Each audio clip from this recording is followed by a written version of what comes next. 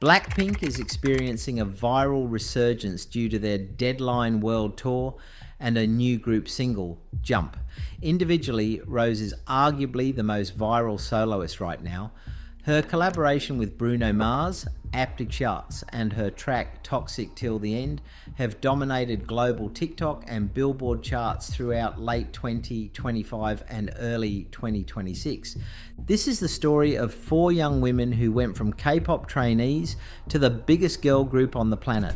BLACKPINK debuted back in 2016 under YG Entertainment, and in less than a decade they've shattered basically every record you can think of, from headlining Coachella to topping Billboard charts to building an empire that reaches far beyond music. We're covering the complete BLACKPINK story today, starting with those brutal training years and ending with where they are now as solo superstars who still come together as a group. YG Entertainment announced they were finally debuting a new girl group, and the pressure was absolutely insane.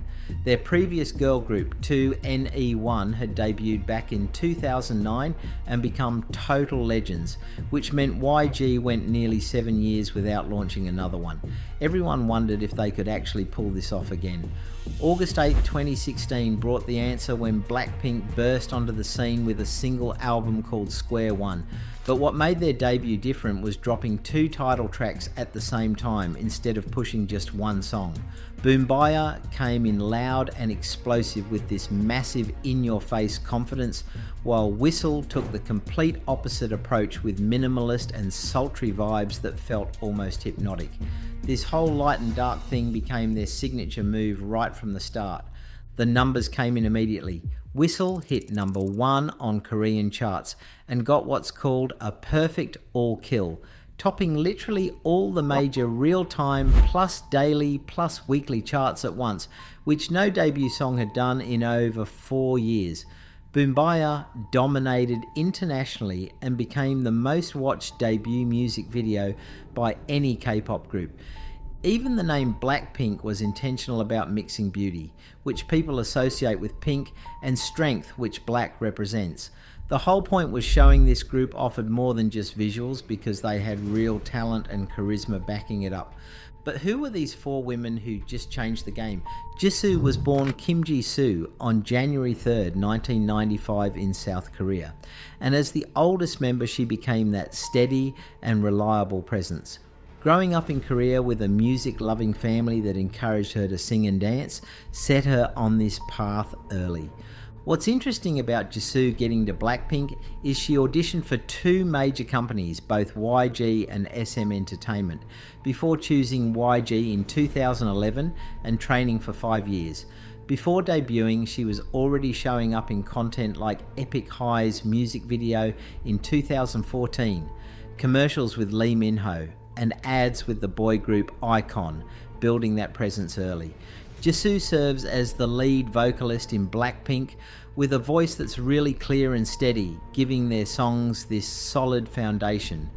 People know her for sounding basically identical live to how she sounds on the recording, and some people thought early on that maybe she wouldn't get many singing parts because she's so visually striking, but she proved everyone wrong immediately by getting key parts in both debut tracks.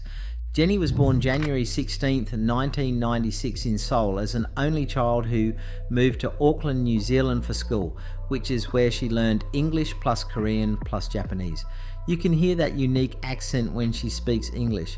Her mum wanted her to keep studying in America, specifically Florida, when she got older.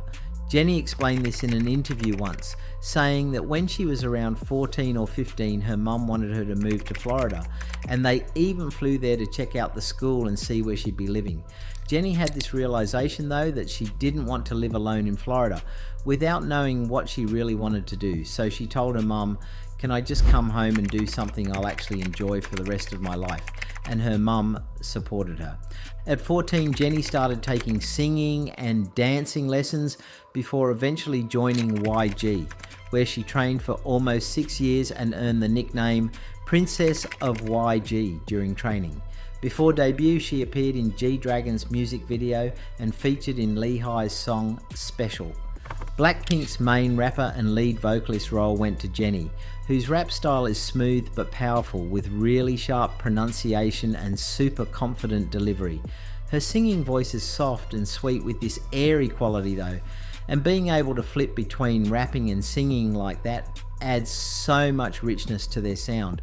Off stage there's this interesting contrast because Jennie can be pretty shy and quiet, sometimes seeming reserved, but the second the spotlight's on she transforms into this intense and powerful presence. That's where her nickname Jenduki comes from, reflecting that sweeter side she shows with people she's close to. Rosé was born Park Chae-young, also known as Roseanne Park, on February 11th, 1997, born in Auckland, New Zealand, but raised in Melbourne, Australia. Singing from when she was really young was her thing, and she said she wasn't even good at first and didn't have confidence, but just kept doing it because she loved it, eventually joining her church choir. Her dad found out YG was doing auditions in Sydney in 2012 and asked if she wanted to try out, knowing how much she loved music. Rosé wasn't sure and her mum was initially worried. And as Rosé remembered it, her parents actually had a fight about it with her mum concerned, but they eventually decided to support her. The family travelled from Melbourne to Sydney where over 700 hopefuls had shown up, and Rosé didn't just pass because she ranked first out of all 700 people. At just 16 she moved to Korea by herself. Rosé talked about this later, saying her parents flew with her to Korea, but after dropping her off they had to go back to Australia for their jobs. And that's when, in her words, these girls became my family and they really stuck by me through all these times. 4 years of training led to her becoming the main vocalist, and her voice is genuinely one of the most iconic sounds in the group because it's clear but also husky, delicate but full of depth. People call it the Rosé tone because you can recognize it instantly, and her voice just carries this deep emotion while that signature breathy quality brings out something extra in every track. Lisa was born Lalisa Manoban on March 27, 1997 in Bangkok, Thailand, though her actual birth name was Prampriya or Prom before she changed it to Lalisa because a fortune teller told her she'd have better luck with that name. K-pop obsessed her from when she was really young, along with loving modelling and dancing, which led to dance classes starting at age 4 and competing in tons of competitions, including this famous Thai competition called To Be Number One. And here's a fun fact, Lisa was in this dance team called We Zar Cool, and Bam Bam from GOT7 was in the same group, which is wild to think about where they both ended up. YG came to Thailand for auditions in 2010, actually the first time they'd ever held auditions there. And Lisa auditioned and beat out 4,000 other people, as the only one selected in the entire country. The Korean language was a huge challenge when she moved to Korea since she came from a completely different culture and language, but she got help from other trainees like Jisoo and Jennie and Rosé. 5 years of training led to Lisa debuting as the main dancer, plus lead rapper, plus sub-vocalist, plus matinee, which means youngest. And she also made history as the very first non-Korean artist YG Entertainment had ever signed. Lisa's dancing goes beyond just K-pop level into world-class performer territory, with the balance and flexibility and timing she brings to everything she masters. Fans call her Dance God or King of Dance. These 4 members came together from 3 different places in Korea and 1 from Thailand, with some raised abroad in New Zealand and Australia, working as this balanced team with no official leader where everyone's strengths created something bigger than any of them individually. November 2016 brought Square 2, their second single album. After that explosive debut kept building momentum. The title track, Playing With Fire, had these tropical house vibes that people loved, while the B-side, Stay, showed this softer and emotional side, proving they could handle both powerful and sentimental. As If It's Your Last came in 2017 and caught people off guard because after establishing themselves with darker and mature stuff, they suddenly delivered something bright and playful and super catchy. Some critics called it a departure while fans called it genius, showing their range and proving they could nail any concept or genre or mood. But As If It's Your Last was setting things up, what came next was the knockout punch. June 2018 brought the mini album Square Up with the title track Do Do Do Do, and this was the moment everything changed. The track felt cinematic like a movie trailer beat, and the music video had luxury cars plus designer everything, plus cinematography that could have been in an actual blockbuster. Beyond looking amazing, there was something deeper happening because this was BLACKPINK at their absolute boldest and most powerful.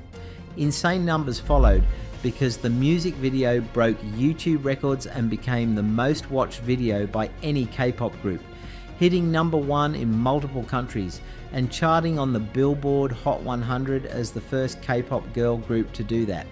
The real win was cultural though, because this song became the standard that every girl group after this got compared to. October 2018 brought Kiss and Makeup with Dua Lipa, and Jennie became the first member to go solo with her track Solo, which topped Korean charts and hit #1 on Billboard's World Digital Song Sales. Success just raised the bar even higher, and April 2019 saw BLACKPINK answer with Kill This Love, a song that was huge and theatrical and gloriously dramatic. The music video looked more expensive than most actual movies, with elaborate sets and incredible choreography, and the track debuted at number 41 on the Billboard Hot 100 as the highest debut ever for a K-pop girl group at that point, while racking up over 56.7 million views in the first 24 hours.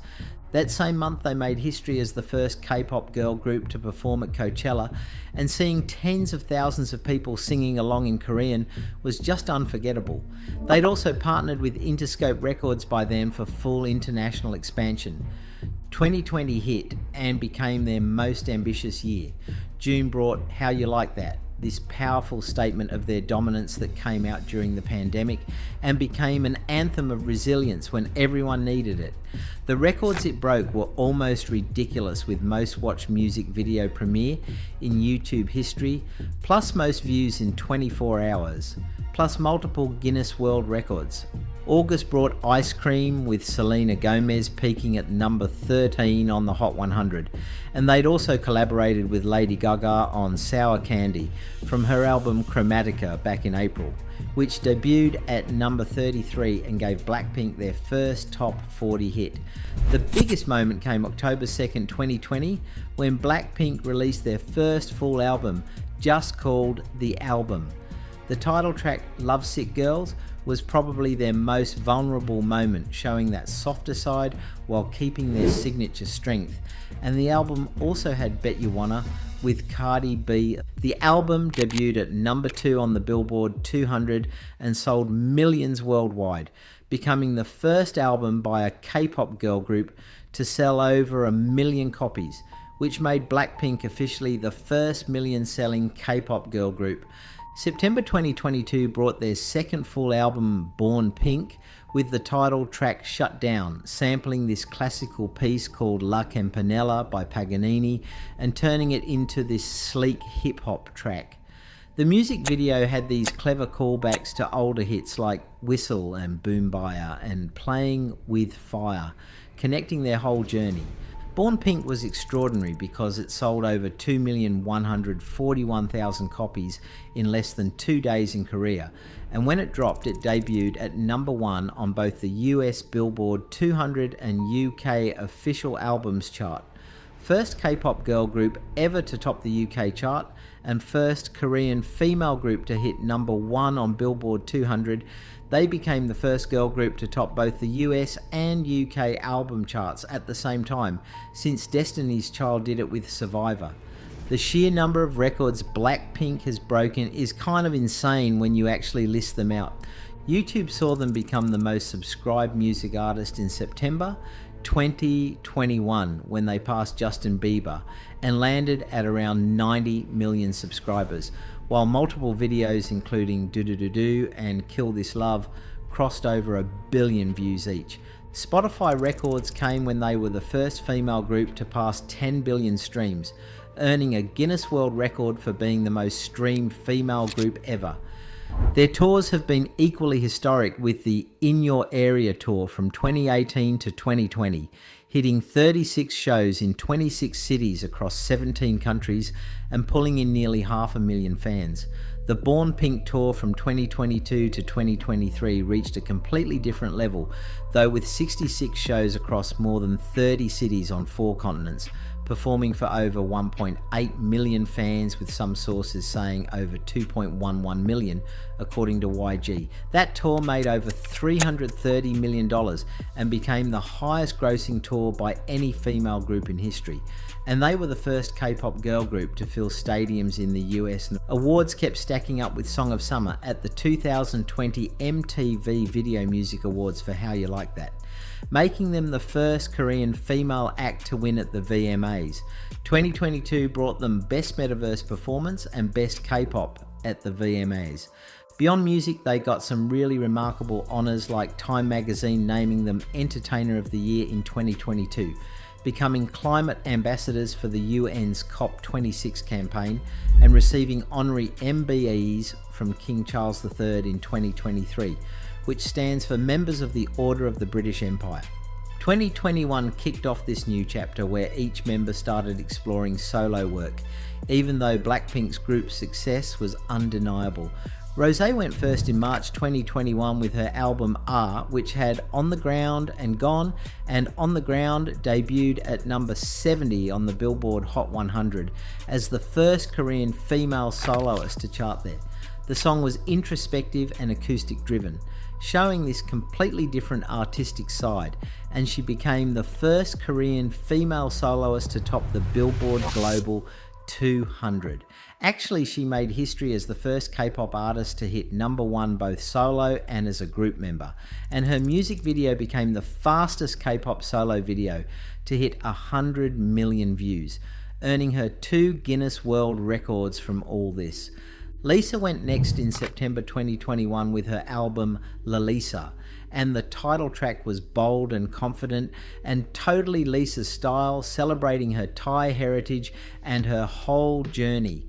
The B-side Money really exploded though and became a phenomenon, topping charts everywhere and blowing up on TikTok. And Money was the first song by a K-pop soloist to pass 1 billion Spotify streams, which happened in 2023. Jisoo took a different path at first by making her acting debut as the lead in Snowdrop in late 2021. March 2023 brought her solo album Me in this elegant and sophisticated moment fans have been waiting for, and the title track Flower really showcased her growth. Flower topped charts worldwide and sold over 1 million copies, making Jisoo the first female K-pop soloist to hit million seller status. Jennie's solo journey actually started earlier, back in November 2018 with Solo, which was massive, and during this 2021 onward period, she focused more on collaborations and fashion. HBO's The Idol in 2023 marked her acting debut, and she released the track You and Me during the Born Pink tour. What's cool about this whole era is how each member proved they could be superstars on their own, while still keeping that BLACKPINK group identity intact. BLACKPINK hit year 8, and their original YG contracts ended in 2023 after 7 years. But something interesting happened. The members chose to keep BLACKPINK going while also pursuing independent solo stuff, and Jisoo plus Jennie plus Lisa left YG to start their own paths and create independent labels. Jisoo launched her own label, Blissu, named after herself, and February 2025 brought the single Earthquake under this label, which hit number 1 on Billboard's World Digital Song Sales chart. She also started this Asian tour called Lights, Love, Action, and kept up her acting with roles in Utopia and an upcoming film, Omniscient Reader's Viewpoint, dropping in July 2025. Jennie founded Atelier, her own label, and signed globally with Columbia Records before releasing Mantra in October 2024, and then Extra L with Daichi in February 2025. March 7th, 2025 brought her debut album Ruby with the title track Like Jennie, which topped major charts and hit the Billboard Global 200 Top 5 as her highest solo achievement. Coachella 2025 saw Jennie perform Like Jennie as her solo moment, making history as a K-pop female soloist. Lisa started her own company Loud and signed globally with RCA Records before releasing her debut album Alter Ego in February 2025, showing her full artistic range. Multiple collaborations dropped, including When I'm With You with Tyler and Born Again with Doja Cat and Ray and New Woman with Rosalia.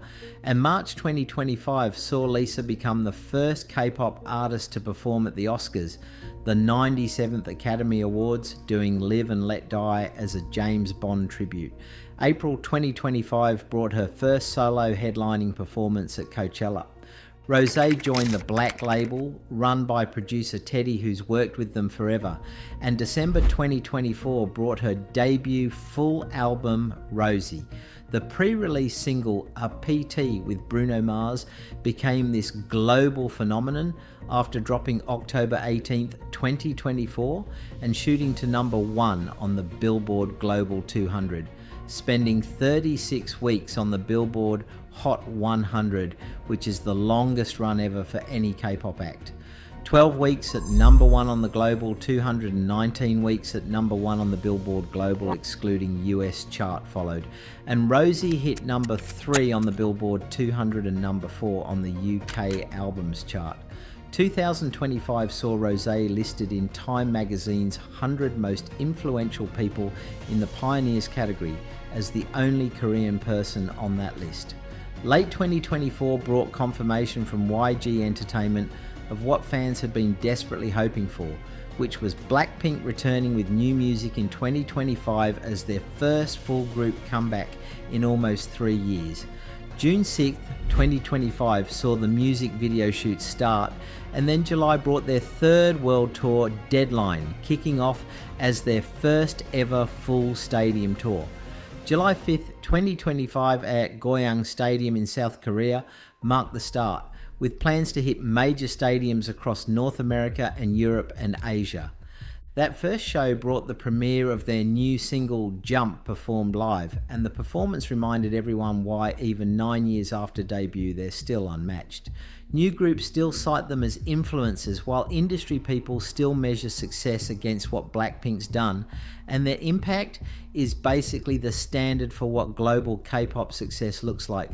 4 young women grinding through years of intense training to becoming the biggest girl group on earth tells a story that goes way beyond just music success. K-pop girl groups could match boy groups internationally, Asian artists could set trends instead of just following them, and you could be authentic and artistic while also achieving massive commercial success, all things BLACKPINK proved. Representation might be their biggest achievement though, because 4 Asian women became the world's most influential girl group by being completely themselves. Doors opened for so many artists who came after them, proving that excellence goes beyond cultural boundaries. Every record they broke became a new target for others to aim for. Every boundary they crossed became a path for others to follow. And every stage they owned became a platform for Asian excellence in global pop. Whether they're performing as a group or killing it as solo artists, one thing remains crystal clear. BLACKPINK came and saw and conquered, and they're still reigning in your area.